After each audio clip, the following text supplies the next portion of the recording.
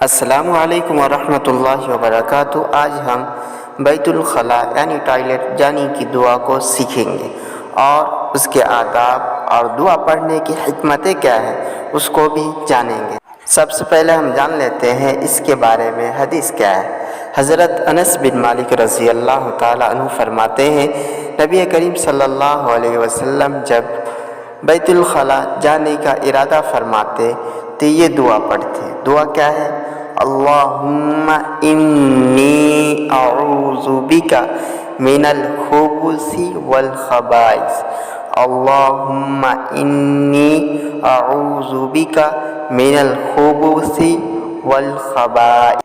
اس کا ترجمہ ہے، یہ اللہ میں تیری پناہ چاہتا ہوں خبیثوں سے اور خبیثات سے۔ یا اللہ میں تیری پناہ چاہتا ہوں خبیثوں سے اور خبیثات سے۔ اس بات کا ضرور خیال رکھیں کہ اس دعا کو آپ ٹوائلٹ جانے سے پہلے ہی پڑھیں اور ٹوائلٹ جاتے وقت آپ اپنے بایاں پاؤں کو داخل کریں، دائیں پاؤں کو آپ داخل نہ کریں۔ اس دعا کے پڑھنے کی حکمت کیا ہے؟ اس دعا کے پڑھنے کی حکمت یہ ہے، اس دعا کے اندر خبیثوں سے اور خبیثہ سے حفاظت کی دعا مانگی جا رہی ہے۔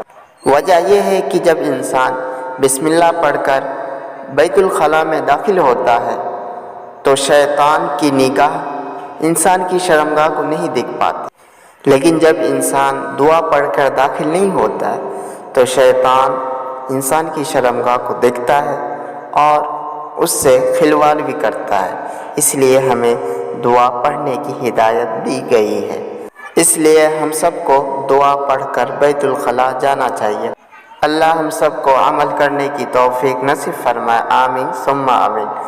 جاتے جاتے آپ سے ایک ریکویسٹ ہے، اگر آپ نے چینل کو سبسکرائب نہیں کیے ہیں تو ضرور کر لیں تاکہ اچھی ویڈیو آپ تک بر وقت پہنچ جائیں۔